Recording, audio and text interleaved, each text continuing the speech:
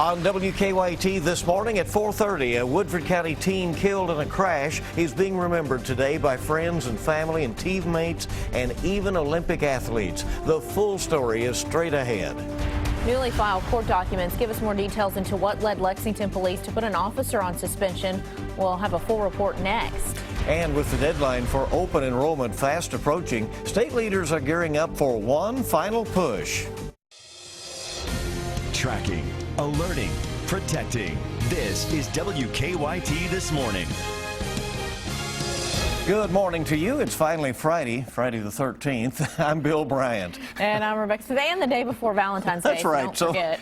Kind of a little bit of, tough and good in there, I guess, it's right? Kind of ironic, but what is not ironic, I guess, is the cold. I mean, it's just here. It is. Let's check in with meteorologist Micah Harris over there in the First Alert Weather Center. You notice Rebecca is the one that said you better not forget, all right? Don't forget it's Valentine's Day, guys. Let's check outside and see what's going on. We have a few flakes here and there, and they're down toward the southeast. We do have some flurries across the bluegrass region, but that's about it. So down toward the southeast, you could still have some of those flakes flying around here within the next couple of hours. Things will fade away, though, once that sun rises. You see temperatures outside in the teens. It's not, we're not seeing single-digit temperatures for most locations. I think we might have one up toward the Ashland area, but that's about it. So wind chills aren't extremely low. They're probably sitting there in the teens because the wind's really not all that bad. 28 degrees.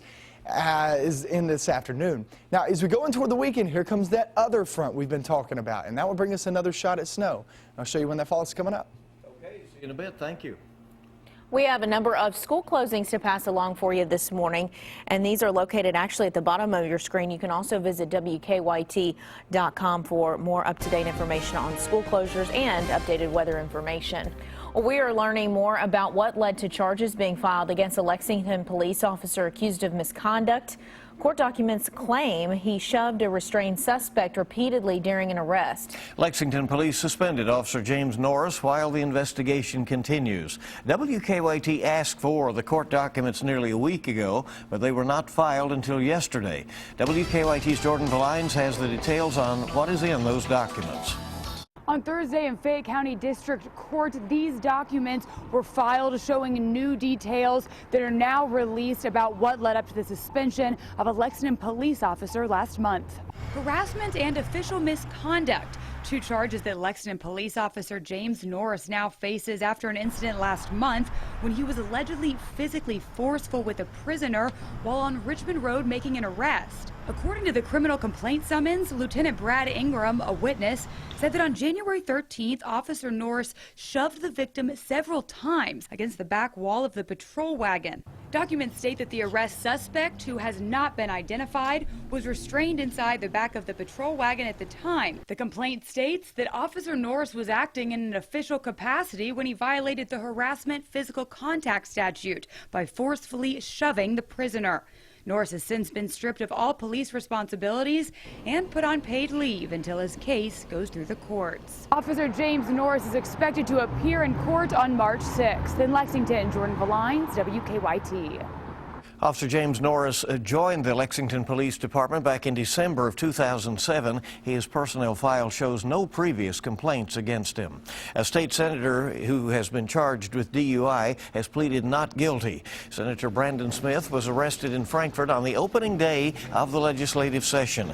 During his arraignment Thursday, a Franklin County judge took away Senator Smith's driver's license for now.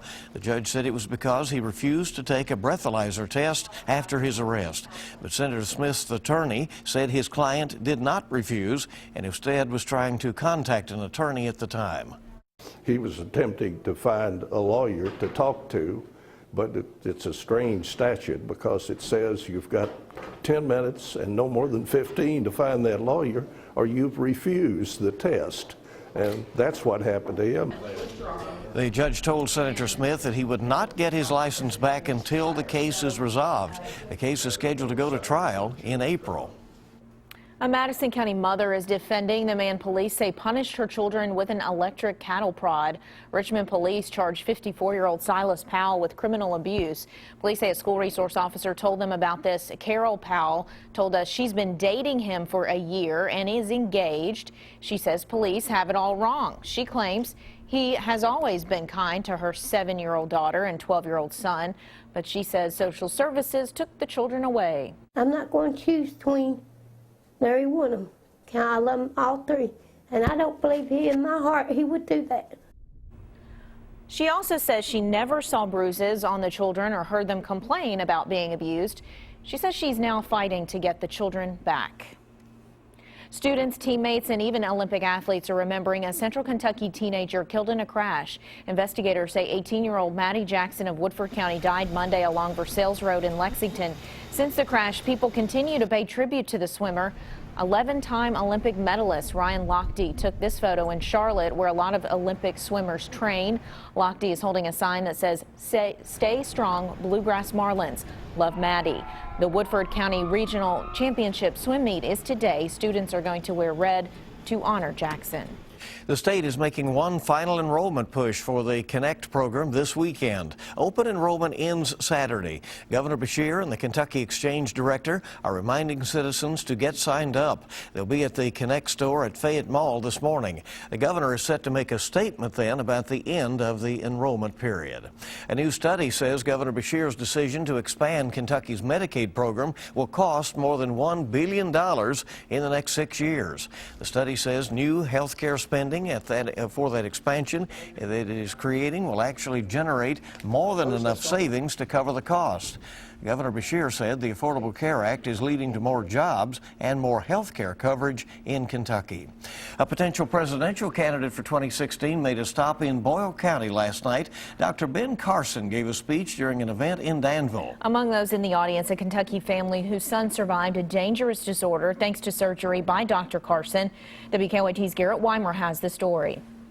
9-year-old Philip Wysong had a rare brain disease that caused him to have seizures, as many as 12 an hour. The only option, surgery to remove the right side of his brain. That was 20 years ago.